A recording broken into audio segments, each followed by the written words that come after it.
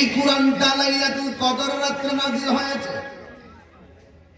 ইন্না আনসালনাহু ফি লাইলাতিল কদর ওয়া মা আদরাকা মা লাইলাতুল কদর লাইলাতুল কদরি খায়রুম মিন আলফি শাহর।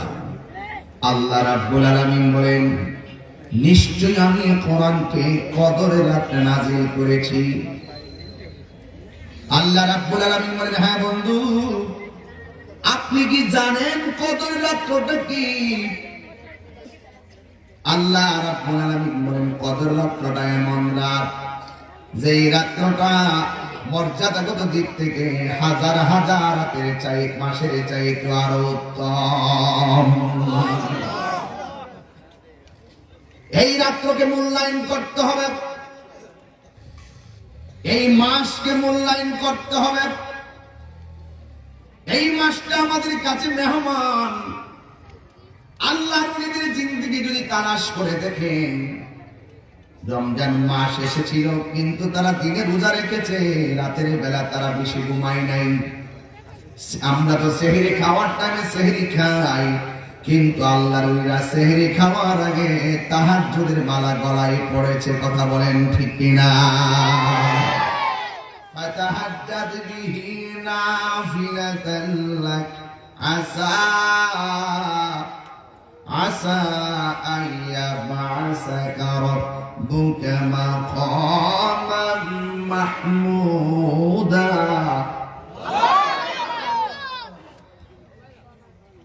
এই তাহাজ্জুদের নামাজ অনেক বরকতপূর্ণ নামাজ। আল্লাহর ওলিদের জিন্দেগি তালাশ করে দেখবেন, তারা নফল ছাড়ে নাই, কারণ নফল ছাড়লে ওলি হওয়া যায় না।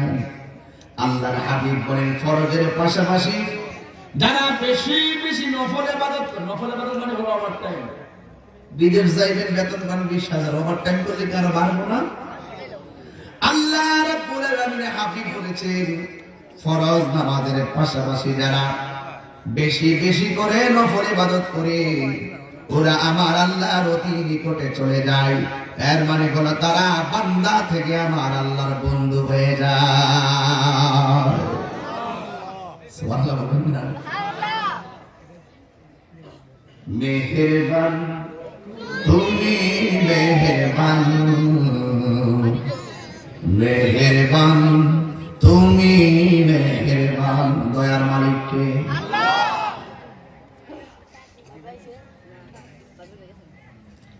মেহেরবান তুমি মেহেরবান, মেহেরবান তুমি মেহেরবান। আমি পাপী গুনাহগার, তুমি ছাড়া কে আছে আর? ক্ষমা করো ও গো প্রভু, তওবা করি বারে বার। ইয়া রহিমু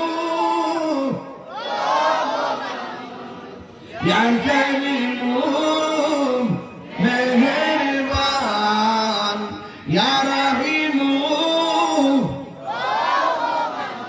ইয়া কারীমু মেহেরবান, মেহেরবান তুমি মেহেরবান, মেহেরবান তুমি মেহেরবান।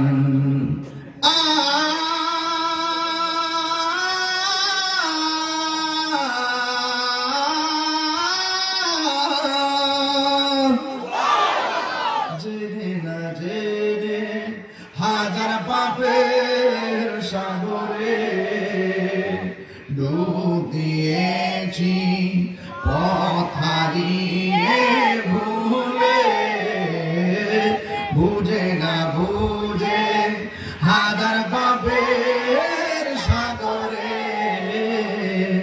ডুব দিয়েছি, পথ হারিয়ে। বান্দা তোমার আমি, তুমি অন্তর্যামী, বান্দা তোমার আমি, তুমি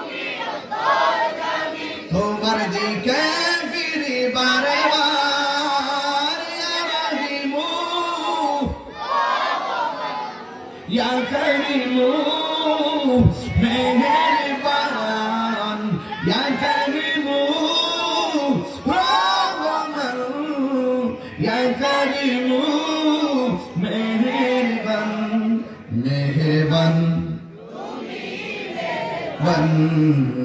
মেহেরবান তুমি মেহেরবান মেহেরবান তুমি মেহেরবান মেহেরবান তুমি মেহেরবান জোরে কি আল্লাহু আকবার বলা যাবে না? দয়ার মালিক কে? রহমত দেওয়ার মালিক কে? ভয় করবো একজনকে, তিনি কে? এই জন্য যুবক ভাইরা আমার, আল্লাহ রাব্বুল আলামিন কোরআনুল কারীমের মধ্যে বলে দিয়েছেন ওয়ালামু আন্নাহু মা'আল মুত্তাকিন।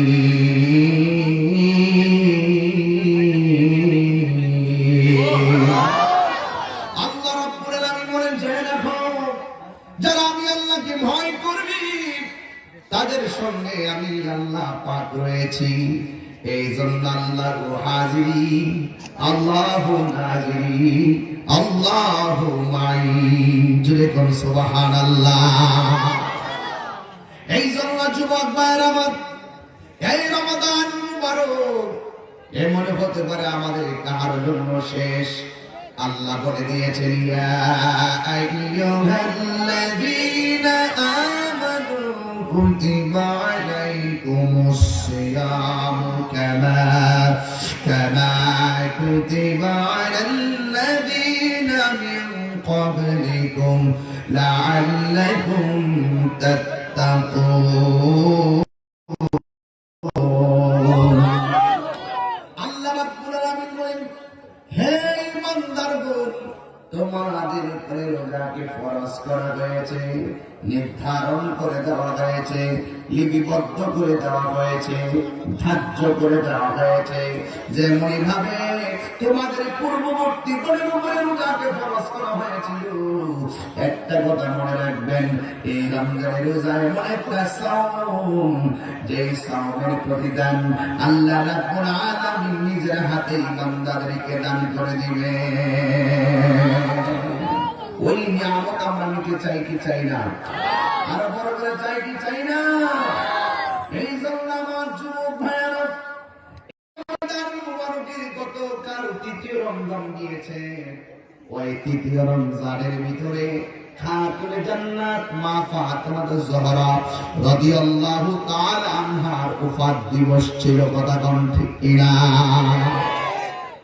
স্মরণ করতে হবে, কারণ কোরআনের সত্যতা চ্যালেঞ্জের ময়দানে আল্লাহর হাবিবের চারজনকে সাথে নিয়ে গিয়েছেন। এই চারজনের মধ্যে একজন হলো খাতুনে জান্নাত মা ফাতিমা।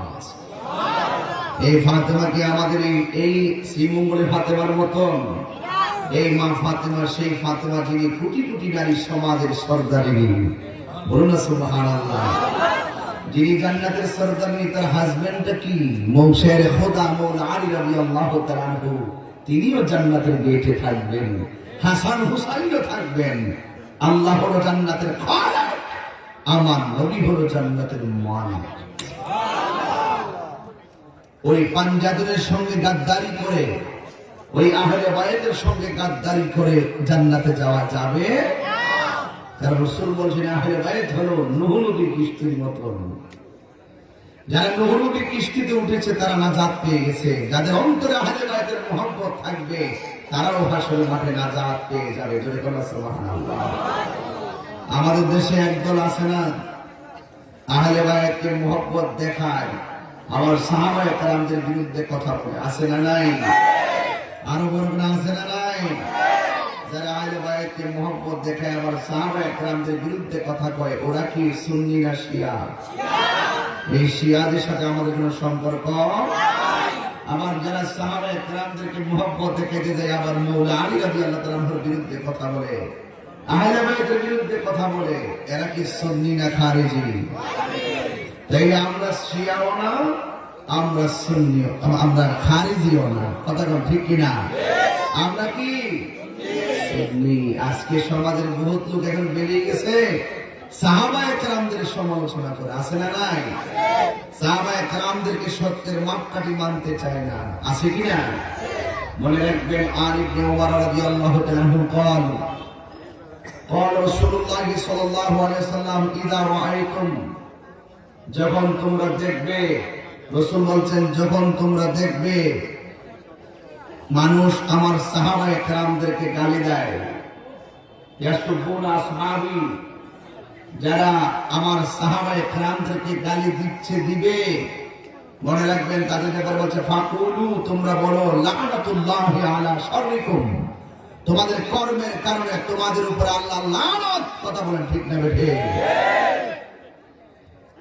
ইযা রাআইতুমুল্লাযিনা ইয়াসুবুনা আসহাবি ফাকুলু লানাতুল্লাহি আলা শাররিকুম, আল্লাহর হাবিব বলছেন যখন তোমরা দেখবে আমার সাহাবায়ে কেরামদেরকে কেউ গালি দেয়, তখন তোমরা সবাই মিলে বলবে তার কর্মের কারণে তার উপর আল্লাহ লানত।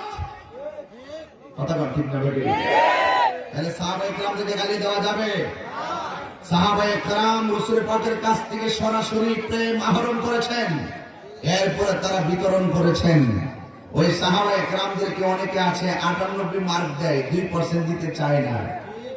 আরে মৌলবী, যাদের ব্যাপারে আল্লাহর হাবিব